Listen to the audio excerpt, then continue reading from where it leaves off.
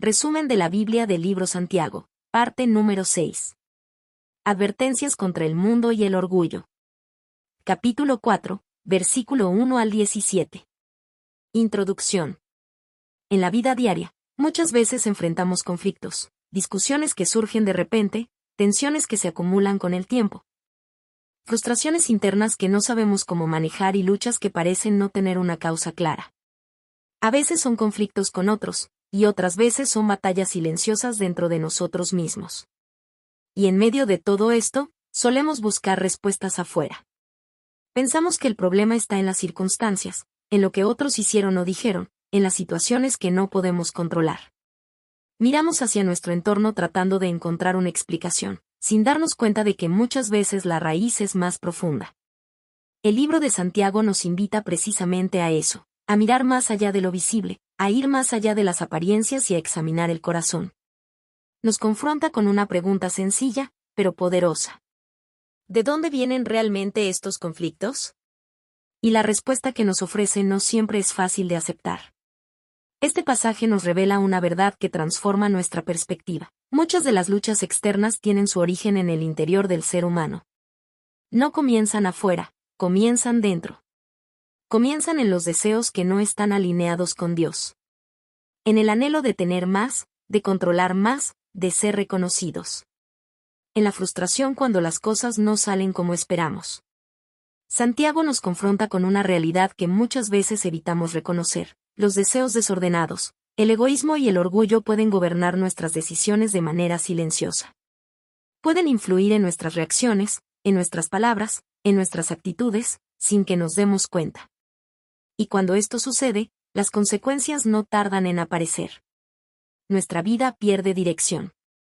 Nuestras relaciones comienzan a deteriorarse. Nuestra paz interior se ve afectada. Lo que comenzó como algo interno, termina manifestándose externamente. Pero este mensaje no es solo una confrontación, es también una invitación llena de esperanza. Porque Dios no revela el problema para dejarnos allí, sino para guiarnos hacia una solución. A lo largo de este pasaje, encontramos un llamado claro y amoroso: volver a Dios. Acercarnos a Él con humildad, reconocer nuestra necesidad y depender completamente de su guía. Santiago nos muestra que hay un camino diferente. Un camino donde dejamos de confiar únicamente en nuestras propias fuerzas, donde soltamos el control que tanto intentamos mantener, y donde aprendemos a rendir nuestro corazón delante de Dios. Y es en ese lugar, en la rendición, en la humildad, en la dependencia, donde algo comienza a cambiar profundamente dentro de nosotros. No necesariamente cambian primero las circunstancias. Pero cambia nuestro interior. Y cuando el interior cambia, todo lo demás comienza a tomar un nuevo orden. Hoy somos invitados a detenernos. A reflexionar con honestidad. A reconocer lo que hay en nuestro corazón. A soltar el control que nos desgasta. A rendir el orgullo que nos limita. Y a aceptar que no necesitamos tener todas las respuestas. Porque la verdadera paz no se encuentra en imponer nuestra voluntad, sino en alinearnos con la voluntad de Dios. Y es ahí, en esa entrega sincera, donde comienza una vida diferente. Una vida con dirección, con propósito.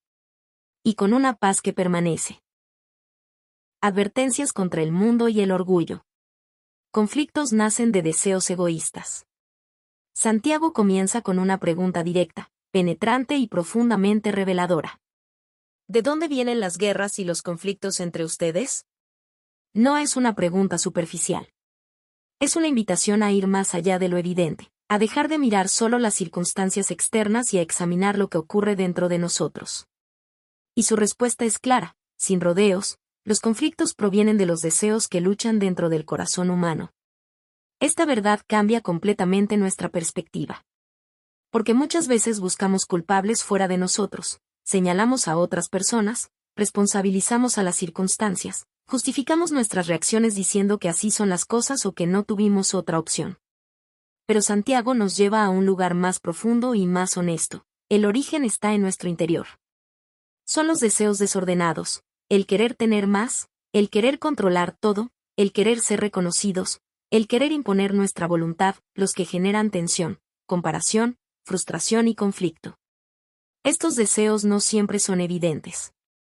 A veces se presentan de manera sutil, disfrazados de aspiraciones legítimas. Pero cuando no están alineados con Dios, comienzan a dominar el corazón. Y cuando esto sucede, nuestras reacciones cambian. Cuando no obtenemos lo que queremos, nos irritamos. Cuando alguien tiene lo que deseamos, sentimos envidia.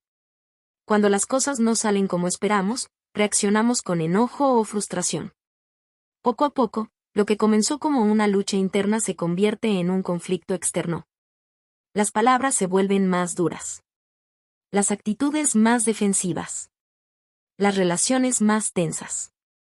Y sin darnos cuenta, el desorden interior empieza a afectar todo a nuestro alrededor. Santiago también revela algo aún más profundo. Muchas veces pedimos, pero no recibimos, porque pedimos con motivos equivocados. Esto significa que incluso nuestras oraciones pueden estar influenciadas por el egoísmo. Podemos estar buscando respuestas, soluciones o bendiciones, pero con una motivación centrada en nosotros mismos, en nuestro beneficio, en nuestro deseo de control. Esto nos confronta con una verdad importante: no todo lo que deseamos es correcto, y no todo lo que queremos nos conviene. Un corazón gobernado por el egoísmo pierde claridad. Pierde discernimiento. Pierde dirección. Y comienza a justificar lo incorrecto, a priorizar lo inmediato sobre lo eterno, y a actuar guiado por impulsos en lugar de principios. Por eso, el verdadero problema no es solo lo que ocurre afuera. Es lo que permitimos que gobierne dentro de nosotros. Llamado a la humildad.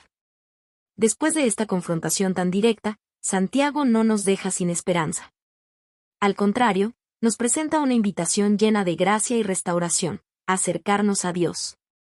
Nos llama a someternos a Él, a resistir aquello que nos aleja de su voluntad y a humillarnos delante de su presencia. Aquí encontramos una de las claves más importantes de todo el pasaje: la humildad. La humildad no es debilidad. No es pensar menos de nosotros mismos ni perder valor. Es, en realidad, una postura de verdad, reconocer que necesitamos a Dios. Es aceptar que no tenemos todas las respuestas. Que nuestras decisiones no siempre son correctas. Que nuestros deseos pueden estar desordenados. Y que, sin la guía de Dios, fácilmente podemos desviarnos. El orgullo, en cambio, nos cierra. Nos hace confiar en nuestras propias fuerzas, defender nuestras posturas incluso cuando son incorrectas, y resistir cualquier forma de corrección. El orgullo nos aleja de Dios. La humildad nos acerca. Santiago nos recuerda una verdad poderosa: Dios resiste a los soberbios, pero da gracia a los humildes.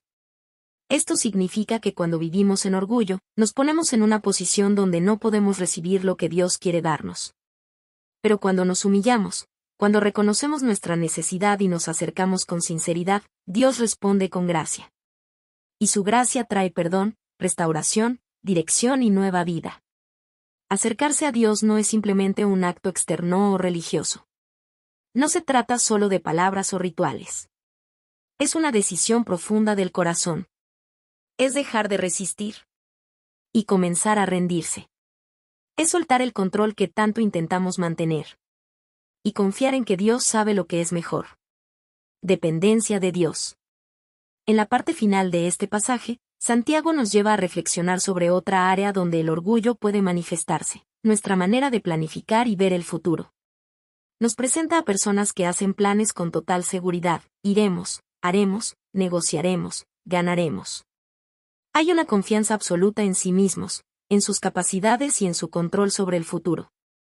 Pero Santiago interrumpe esa perspectiva con una verdad sencilla y profunda: no tenemos control total sobre nuestra vida.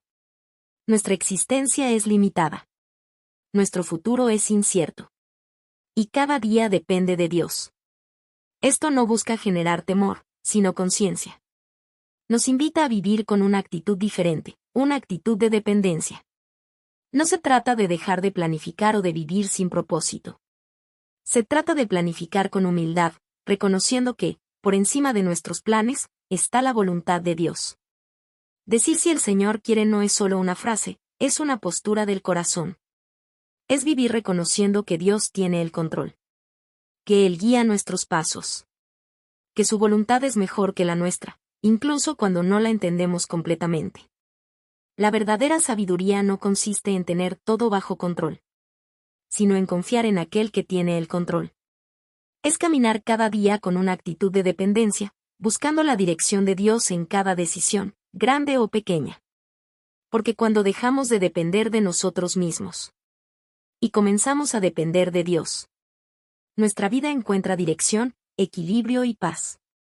En este capítulo aprendemos que los conflictos comienzan en el corazón, que la humildad nos acerca a Dios, y que la verdadera paz se encuentra en depender completamente de Él.